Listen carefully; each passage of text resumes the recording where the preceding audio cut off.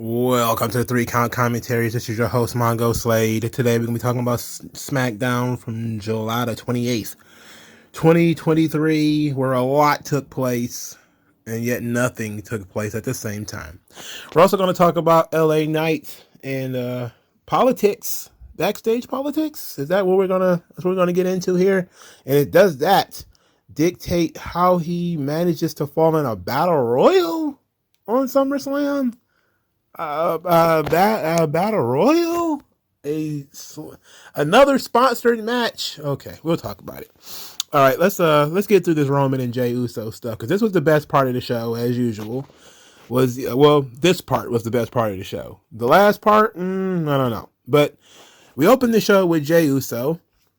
No entrance, just here. Roman interrupts this thing immediately. Says that the only reason anybody likes the Usos is because of him. That he made Jey Uso the right-hand man, made him main event Jey Uso. Now Jey thinks that he's Roman. He says, you trying to open my show. You trying to be the tribal chief now. You want to be me? Jey, very humbly, I have to say, says all he wanted to do was support Roman. He wanted to have Roman's back. He believed in Roman's ability to lead the company. He believed in Roman's ability to lead the family. But then Roman broke the family. Roman injured Jimmy. So now he got to do what he got to do. And I'm telling you, Jey is very good when it comes to what he's doing here. He's really hitting the right notes in terms of his acting skills. He's hitting the right notes as far as being internally tortured by this whole thing. So then Roman says, as soon as Jimmy got hurt, what was the first thing Jey did? He asked for a title match. He says that when Jimmy was hurt 3 years ago, Jimmy didn't have the opportunity to be the right-hand man because of Jey. Jey took that from him. Then he says, Solo, your own little brother loves me more than you. Then said that Jey is done. They're going to wipe him off the face of the earth. Then little Jey can't beat him. What is Jey thinking? He said, okay, let's do the hypothetical. Let's say you do beat me. You become the tribal chief. You become the man, but I'll still be Roman Reigns and I could do whatever I want, but you can't beat me. So Jey says that, he already beat Roman. He's been the only one to do so. And at SummerSlam, he's going to do it again. So that was the opening segment, and I think they hit the right notes in terms of Roman's psychological attack on Jey. They're still trying to get Jey to feel guilty about what happened to Jimmy. They're still trying to get Jey off his game, but Jey is like hyper focused in how he feels that this is necessary. And it's actually becoming more of the weapon that Roman forged being turned against him. And that Jey has always been about, protecting the family, and this is what he's supposed to do. And now the threat comes from the inside. And now that's why he's got to take down Roman. And that was very good. What's not very good? Jey Uso and Grayson Waller. So Jey Uso's meandering backstage. He runs into Grayson Waller, who wants to give him an opportunity to be on the Grayson Waller effect after he loses, of course, to Roman Reigns. Want to give him the rub. So they fake laugh, and then Jey hits him. It was kind of a weak punch, too. It was pretty weak. Very weak, in fact. This leads to the match later on, which was the main event of the evening. Not my favorite thing in the world. Jey Uso versus Grayson Waller, which was not really a great outing for Grayson Waller. Not the best. It wasn't a long match, and it didn't need to be. Jey Uso is, a guy wrestling for the title. But Grayson Waller going, I don't know, would he go 15 minutes with Edge a couple of weeks ago? So now he lost in 8 minutes to Jey. I don't know about that. That seems like a downgrade to me. I know that there was this little piece of business about Grayson Waller being told it all goes downhill from here when it comes to him wrestling Edge. But that's because he started so high at the top. He start wrestling Edge, and it's a long match that really showcases you to, hey, this match is about Jey. So, hey, go out there and do 6 to 8 minutes and lose. If that. Okay. So you're already starting with this up and down stuff with Waller. It's up, it's down, it's up, it's down, it's up, it's down. He gets to get in the ring with people he probably shouldn't be in the ring with, but then he gets, he's in there with Cena, he's in there with Edge, he's in there with AJ Styles, he's in there with Charlotte. But ultimately, he's in the Miz position. The Miz gets to be in there with anybody and everybody. But then the Miz is the guy you could just steal on. You could just punch Miz in the face and there's no repercussions for that. So Grayson Waller is sort of that guy now. He comes out there, he talks too much, you punch him in the face, he slinks away, and that's it. So then you may have a match with him. It goes 6 to 8 minutes, and then that's it. He is the Miz of SmackDown. So it is what it is. Okay. Now, after the match, Roman and Solo jumped Jay, beat the tar out of him. Just, they tried to wipe him off the face of the earth. And that was it. It was pretty a generic fight scene between Roman and Jay and Solo, where it's been the same thing for like a month, where they start out beating his ass. Jay had a big comeback. Then the numbers overwhelmed him, and Roman yelled at him that, it's all about this, which means the world title, but Jay can't handle this, which is similar to what he said before about Jay and Jimmy, how they're irresponsible and all that kind of stuff. So it was okay. It started out very good. And then I think they bogged it down with the Grayson Waller stuff, and I don't think he was a really believable opponent. And they didn't go about their way of trying to make him look believable either. So they did him no favors.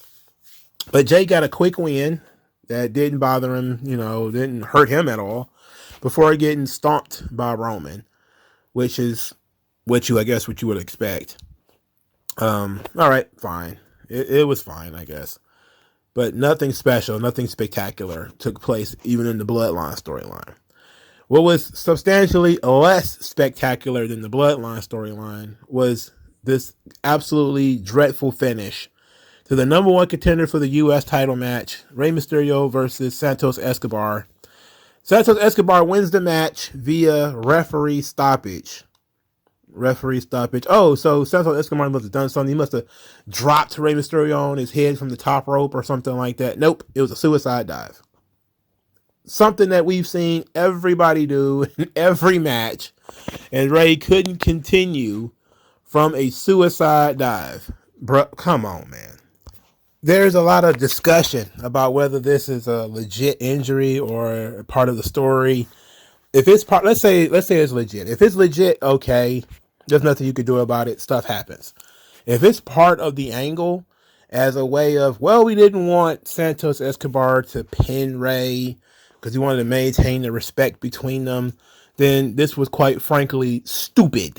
As you probably should have put somebody in the match that Santos Escobar can actually pin. Oh, God. The match was perfectly fine. But why is Santos Escobar wrestling in a t-shirt?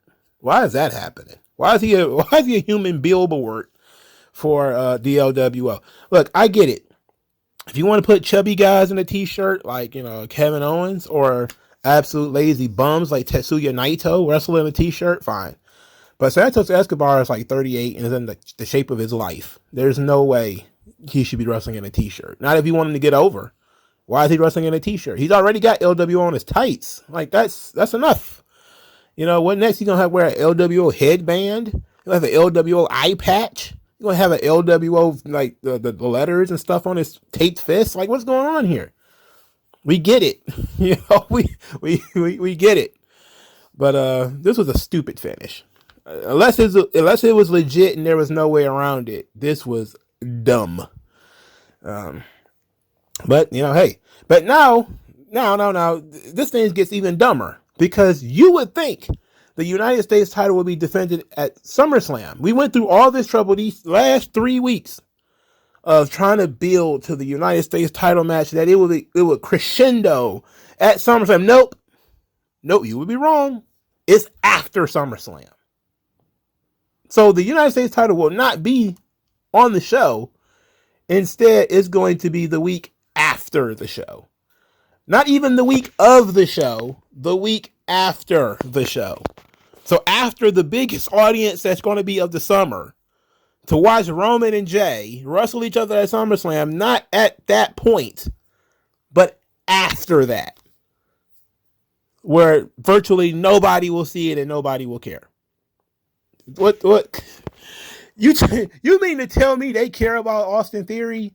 You mean to tell me they're actually trying to build new stars here? And instead of putting a spotlight on them, no. What we're going to do, smart decision, is to use the United States title as a TV belt where you only see it defended on TV, never on pay-per-view.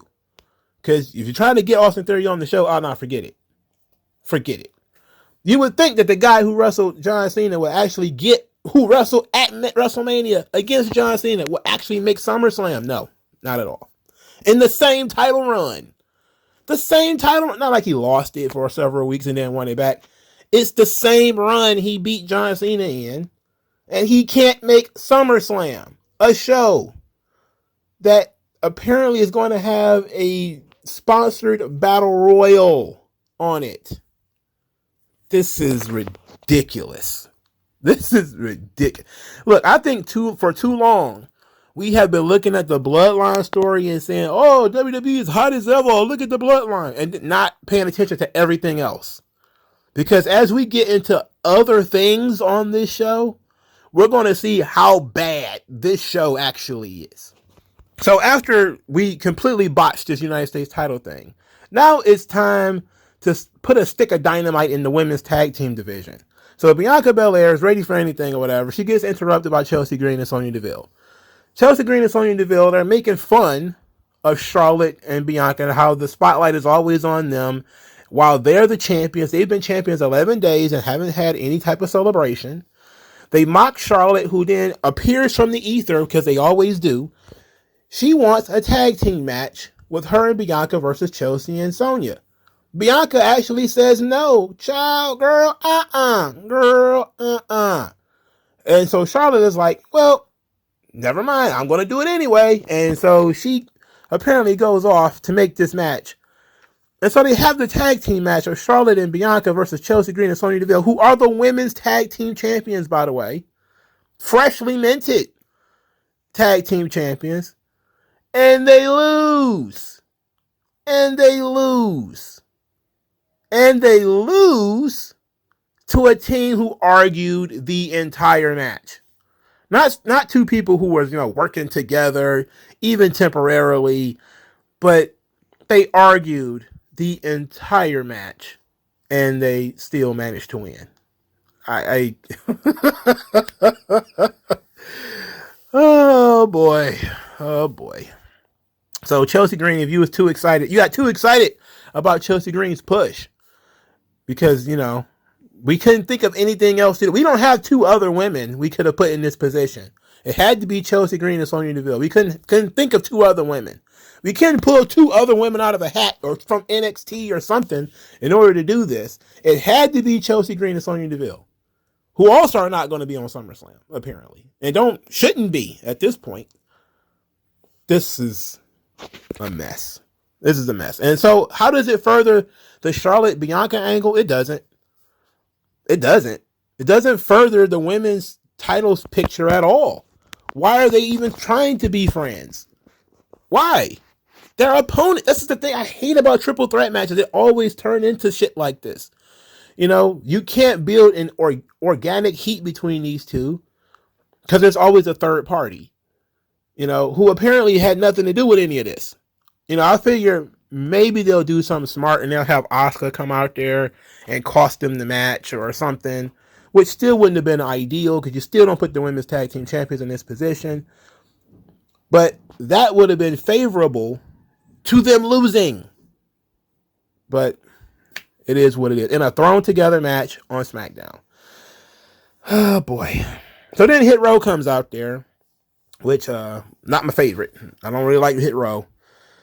The one thing that made air is Top Dollar saying Roll Tide. I don't know enough about college football to get it. I'm guessing it has something to do with Alabama and maybe LSU. If I had to take a guess, I think that would be my guess. And then LA Knight interrupted. So this is like the second or third time he's been involved with Hit Row. Gets a monstrous reaction. The guy comes out. He says he knew Will Smith was in the game, but didn't know Uncle Phil became a rapper, which was legit. That legit popped me. Huge pop. Huge pop on calling Top Dollar Uncle Phil. Huge pop. Then say that B-Fab got tingling in her loins. That must mean she's horny. Yeah. Then he said there are people who claim to be undeniable, people who claim to be inevitable, but he lives it. Then he went in there and beat Ashanti Theodonis in like 3 minutes. There was some kind of LA Knight elbow he started to do. I think he's done it more than once. I think he did it, a couple of times. That ain't helping his Rock comparisons. If you're trying to get people to stop talking about The Rock when you're out there, doing that little running elbow thing, probably not smart. But I don't think he cares at this point. So later in the show, after he beats this, Adam Pearce is backstage talking about how about a Slim Jim Battle Royal for SummerSlam. For what? By the way, for what? You're just going to have a Battle Royal for no reason? Look, the Andre the Giant Battle, at least you get a trophy. What are you going to win if you win the Slim Jim Battle Royal? A lifetime supply of Slim Jims? You're going to win a Slim Jim? Is it a Slim Jim made of gold? Is it a trophy Slim Jim or something? Like, what is in it for the winner? Why does the winner want to be in this? Why should he care about this? Why is LA Knight coming in there talking about, can't have a Slim Jim Battle Royal without me? Yeah. Like, what? Why do you care about a Slim Jim Battle Royal? Why does anybody care about a Slim Jim Battle Royal? There's nothing. What is this? If you were to tell me this is the number one contender for the title or something like that, okay. Even if it was just the number one contender for the U.S. title, okay. At least you would say, this is probably SmackDown worthy, but all right. But it's just a battle royal. And Sheamus is going to be in it, and LA Knight is going to be in it. And Sheamus and LA Knight are going to fight next week. Okay. This is dumb. This is dumb, all right? You had a month to come up with a storyline or something to make LA Knight, who's the most over guy on your roster outside of Jey Uso and Roman, and to make him matter, and you put him in a throwaway battle royal, which should probably open the show, or probably be the third match on the show, which they may change their mind and put on the day before. If we get lucky, they'll just decide to put it on Friday. What? Why? This is a pre-show battle royal. Why do you do this? Why would you do this? Well, apparently the internet has been running around with this idea that LA Knight is bad, quote unquote, at backstage politics. So let's talk about this for a second, because this has been something that has been discussed. So this is from Bleacher Report. It says Wade Keller of PW Torch reported Knight has a, quote, long-running reputation for rubbing people the wrong way behind the scenes and just being, quote, bad at backstage politics. According to Keller, WWE is set to push Knight despite his reputation, with management noticing the consistent babyface pops he's been getting for the months. The 40-year-old also is seen as a, quote, average or below average in-ring competitor, but his promo skills and connection to the crowd have been top-notch.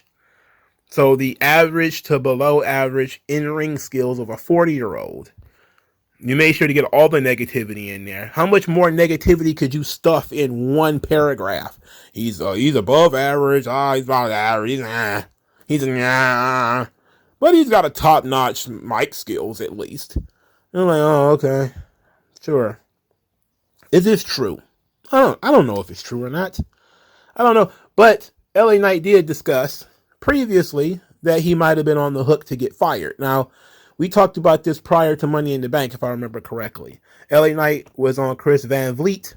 I've been saying Van Vliet all this time. Apparently that's wrong. Apparently it's Van Vliet. And I'm always about being respectful and respecting people's pronouns. So Mr. Van Vliet. LA Knight says, I'm pretty sure I was fired. And it just hadn't officially happened yet. Without getting into too many details, some things happened. I don't remember what it was, but some things happened. And then I got in a FaceTime saying, hey, we want to keep you around. You want to do this, that, whatever. And okay, cool, good. So somehow I had been saved from being thrown off a cliff. At least this is my interpretation of it. Maybe I'm incorrect. I don't know. And so eventually some things just kind of worked out. And I think that maybe some of the testament to why things are working the way they are and the people reacting the way that they are is because some of these was not me. And I don't know who it was. And one of these is very much just me. Like, I don't have to think about LA Knight. I really just have to dig in and like, what is this? Who am I? What am I doing? I just go and do it because it's just me heightened. Now, there is a lot of chatter among some people that you guys probably listen to on wrestling sites that are big fans of LA Knight. And one of the talking points that I've seen is that Kevin Nash, Triple H's buddy, said the quiet part out loud. That Triple H and, not really a big fan of LA Knight.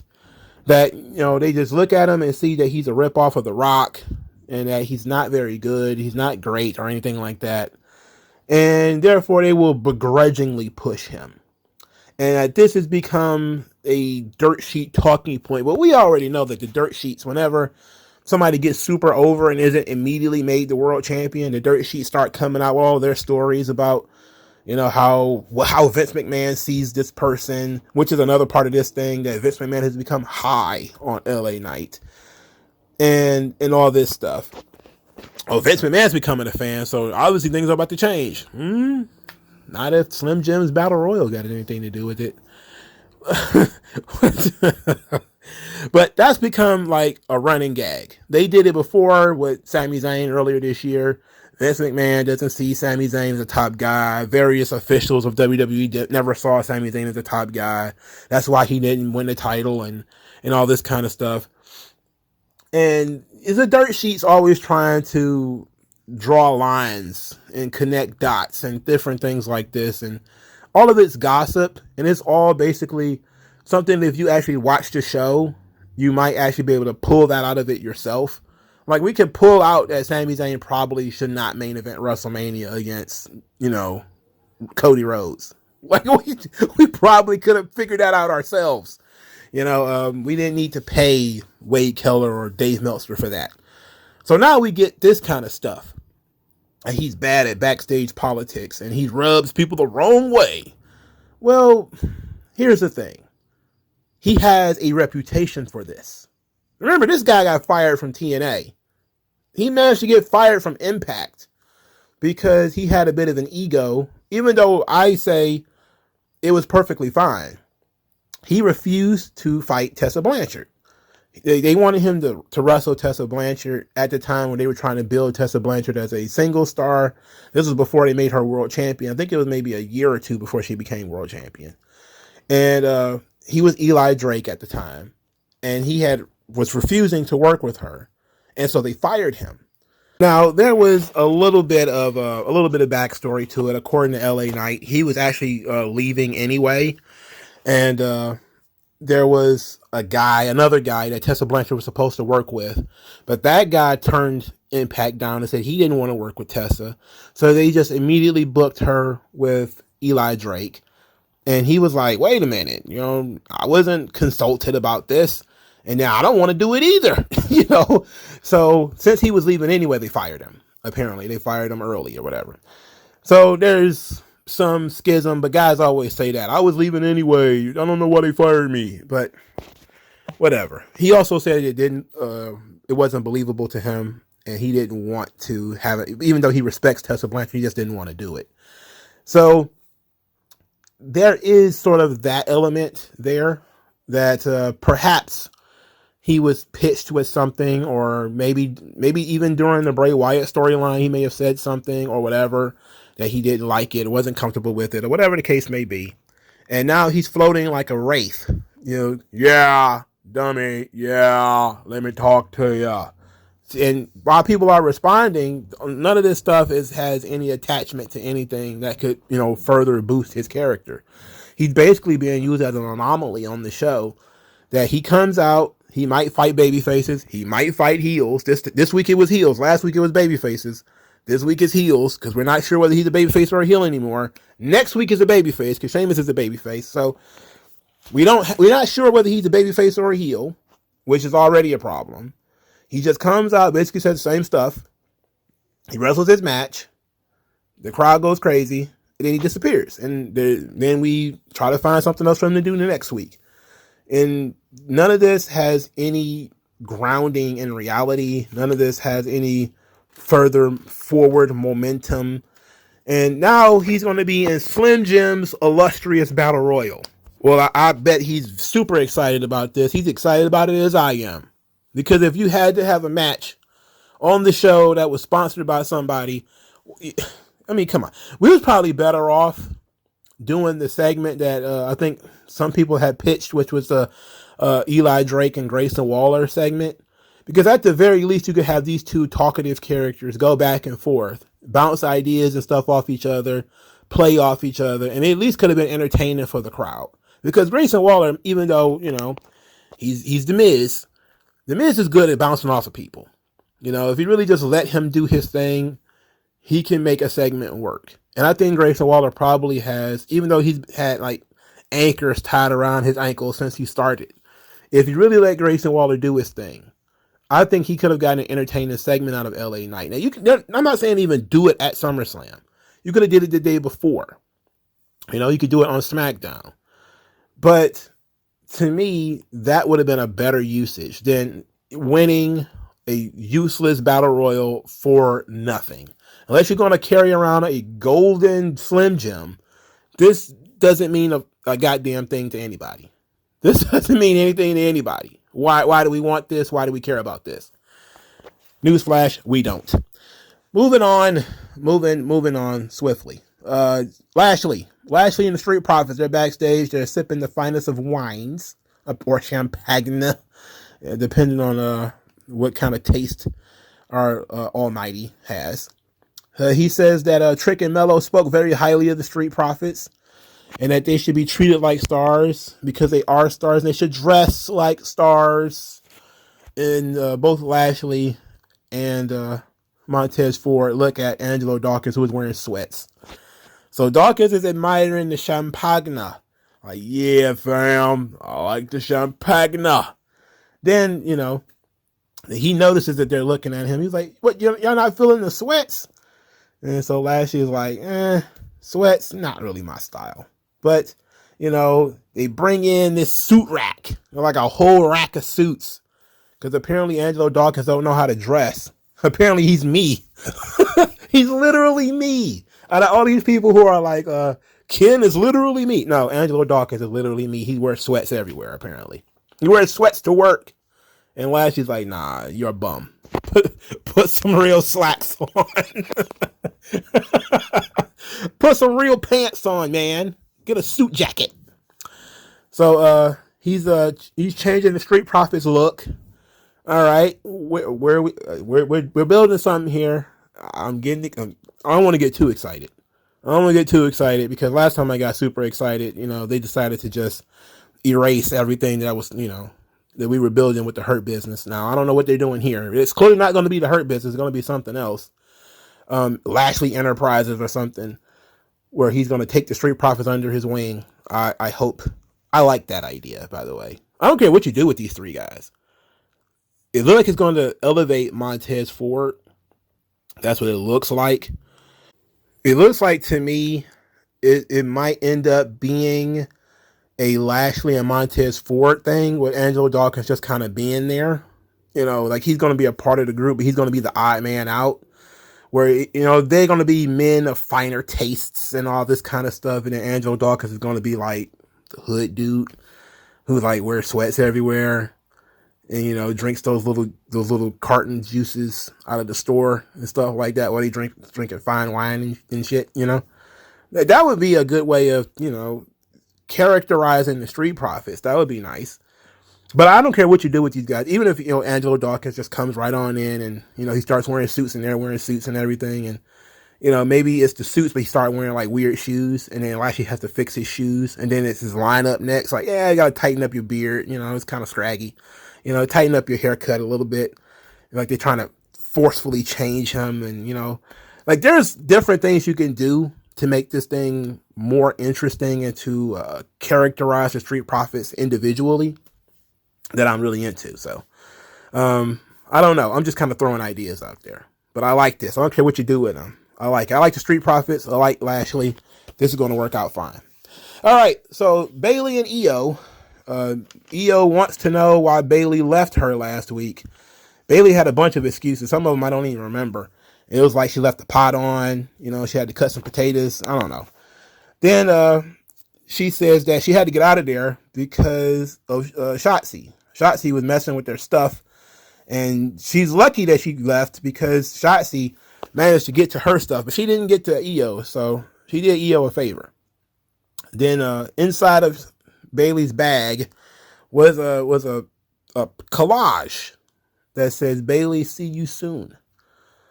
From Shotzi, which is a threat from Shotzi that looks like a kindergartner had made it. It didn't look like something a Zodiac killer would have done. Like it had like sparkles and shit on it. At least I think so. In my brain, there was like sparkles and flowers and shit. So maybe it wasn't that. But like if you think about like newspaper articles, like the Zodiac killer would cut like newspaper articles out and stuff like that, it was less flashy than that collage that Bayley got. It should have been literally somebody sat down with a newspaper and cut out the letters. It would have been creepier that way. But anyway, Bayley is scared. She wants to get out of there. And then Asuka shows up and she threatened old Io-chan by saying that if she cashes in that Money in the Bank, she's going to regret it forever, which includes her singing forever, forever, and all this kind of stuff. So Io says that she respects Asuka, but it doesn't matter who wins at SummerSlam, she's leaving the women's champion. So that's where we're going with this. All right. It's going to turn into a fatal 4-way. And she's going to end up pinning like Bianca or something. I can see it coming.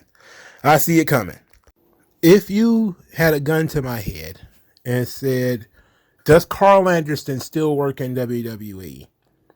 I probably would have guessed no. Because if you'd asked anybody up to this point, if Carl Anderson worked in WWE, most of them would have said no, because you haven't seen him. And then at some point, Vince McMahon went and got surgery. His spinal surgery must have been successful or something like that, and Triple H was having a ball. He said, God dang it, I can do whatever I want. The old man's under the knife. I'm going to give Carl Anderson a singles match on TV. He's going to wrestle Karrion Kross, and the match is going to go 4 minutes at the most. Kross destroys Carl Anderson. Carl Anderson, before the match, says that the thing between him and Kross is personal. He needs to do this alone. He goes out there, absolutely gets wrecked. And then after the match, Karrion Kross puts him in the Kross jacket and yells at AJ Styles, "Look what you did! Look what you did!" So AJ comes running out. Karrion Kross flees. And I was saying to myself, Carl Anderson works in WWE. He's still there. We all know the story again and again, how the Good Brothers were promised long-term deals if they didn't jump ship to AEW. And then they got those long-term deals. Big money, big money. And then, Vince stumbled across this big money. Paul Heyman was like, "Sir, what is happening, sir? Why are we paying these two bold jabronis so much money, sir?" And then he decided to axe them. Because, rightfully so, these two guys are bums. Has there ever been a less talented wrestler than Luke Gallows? Has there ever been a guy who has been so terrible at his job and yet continuously got paid at it? You think there was a union in pro wrestling, how a guy like Luke Gallows, who is absolutely trashed from the ankle to the back of the neck, just all garbage. Oscar the Grouch, spit up. That is what Luke Gallows is. And yet he manages to continuously he's been worked in WWE under 3 or 4 different gimmicks. He's been hired and fired there more than anybody. More than Bruce. He is a testament to having friends in the right places. Because there's no way Luke Gallows should still have a job. No way should he still be there. No way. Carl Anderson, he's mostly just boring. If you want to utilize Carl Anderson he's a utilization guy. He's a good hand. You know, he's not going to skyrocket up the top of the card and be your world champion. He's not really even Intercontinental Champion level. He's kind of a lower mid-card guy that, you know, if you put him in a regular storyline with a bunch of regular guys, he can get a serviceable match out of you. You know, he's not terrible in that way. But Luke Gallows, oh my God. Fire him into the fucking sun. All right? He sucks. He sucked in every way imaginable. How this guy continues to keep a job is just absolutely beyond me. My thing is he must have a lockbox with Triple H's MDAs or something in it. Where, you know, Triple H has been fondling chicks for years or something like that, and Luke Gallows knows. Because this is not even something you don't pay a guy that you share beers with this much money and give him this much time. You can see him every once in a while. This guy, this Luke Gallows fellow, this guy is the shits. All right? He's good for nothing. Absolutely good for nothing. And they don't even have a great personality to go with it. And I will say that. He has a personality at the very least. It's not a great one. It's a good old boy personality that I don't think that they utilize very well. But in the ring, he's shit. He is a substantially worse version of Kevin Nash. If Kevin Nash was a big guy with a personality and, you know, he's kind of cool, kind of funny. Luke Gallows, big guy, personality, kind of funny. But everything else, no. But apparently they're friends of AJ Styles, and AJ Styles got them their jobs back. So here they are, still kicking, still cashing checks. And I can't wait for Vince to get up off that surgery table and strangle that son of a bitch Triple H for hiring these fucking guys. I know that you can't tell me that Vince McMahon is still in control if these two fucking guys have jobs. You cannot sell that to me. Oh, Vince is still in control. He called somebody big. He named him Big Bronson Reed. Like, come on. You look at these fucking guys. These fucking guys. He fired these fucking guys already. And Triple H brought them back. And they're still there. They're still there. Oh, my God, bro. Oof. All right. Karrion Kross beat Carl Anderson. It was nothing. It was short. Fine. Carl Anderson, he was in the G1. Carl Anderson, he was like a semifinalist in the G1. How could you do this? Fuck you. Fuck you. Doesn't matter. Put him in Slim Jim's Battle Royal. So prestigious.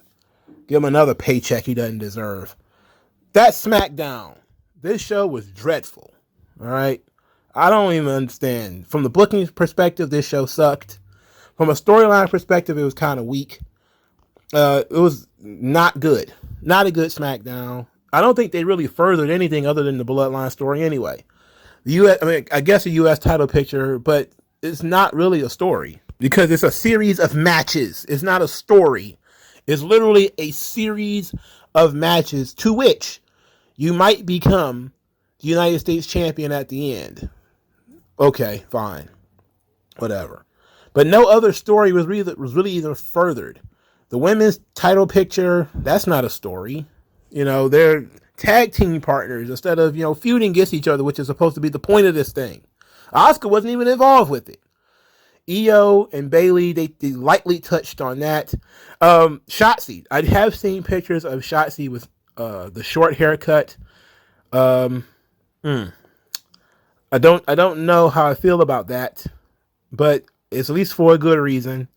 She colored it. It's still colored. So it's green, but it's short. And they need to change her gear, I would think. Change the gear a little bit.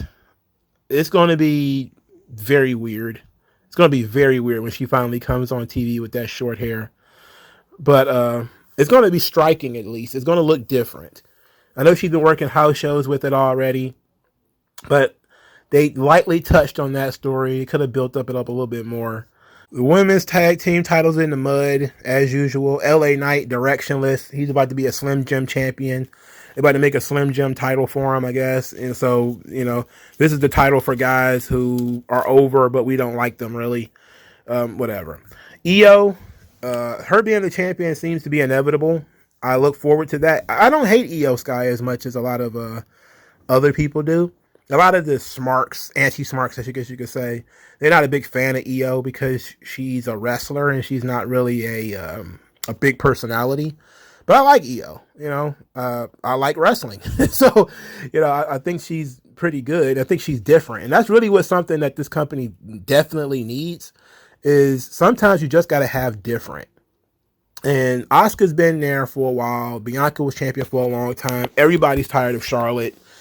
Yes, it would be nice if we could have had some young, plucky babyface or some young, dastardly heel that speaks English and is tremendous in the ring or whatever, or at least had tons of charisma to take this division to the next level. But we don't have that right now.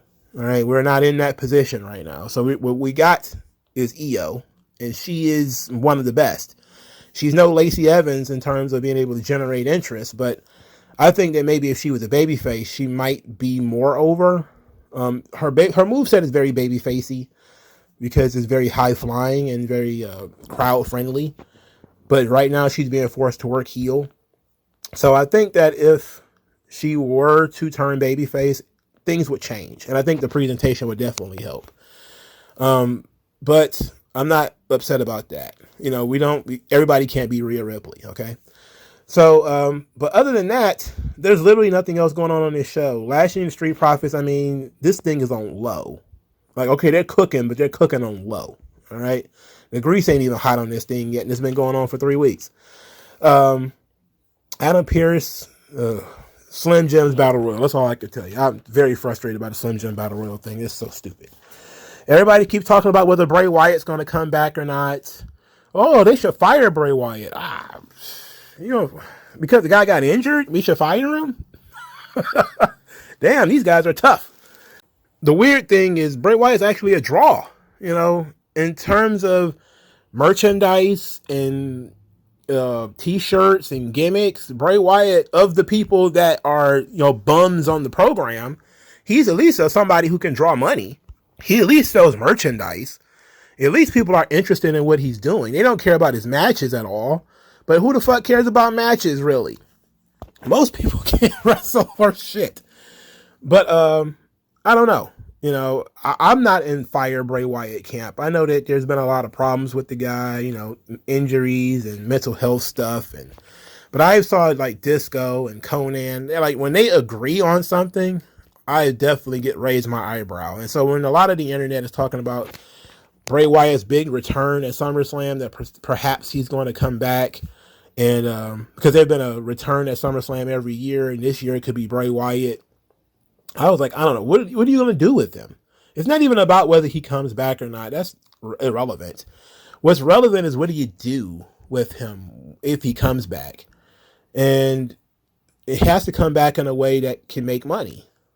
And they squandered that the first time. They really did make a lot of money off of the White Rabbit storyline. And then it just went on and on and on and on and on and on. And it was like, oh no. And as long as they don't do that, it should be okay. Hit him up with an opponent that's actually good. Somebody that, he can work with. Somebody who fits his style, and somebody that the crowd isn't going to cheer over him. And I think things could work out. I'm just not sure if we should just cut bait and fire the guy. I know he's like over the age of 35 now. I think he maybe 36, 37. But why get rid of a draw? That's what I want to know. Maybe it's not worth it, but you have Luke Gallows and Dana Brooke and a myriad of other bums on the roster who don't make you any money. Even if they are there every week, they don't make you any goddamn money. So who cares about them? If a guy makes you some money and yet he requires a lot of time off, okay, he's probably better in short spurts anyway. I think Bray Wyatt might actually be better if he pops up once or twice a year, works SummerSlam, works WrestleMania or something like that, and disappears. It might be better if you utilize him like Brock Lesnar or like Bill Goldberg or something like that. It might actually be better for him. It might be better for the character too. So I would try that rather than just getting rid of him. But I understand the concept of getting rid of him. But how did I get on the subject of Bray Wyatt? I was talking about SmackDown. Never mind. Well, now it's on the record. I don't care. I'm not editing that shit out. All right, so SmackDown, no good. What do you guys think? Like, share, subscribe. I'll talk to you guys later. Peace out.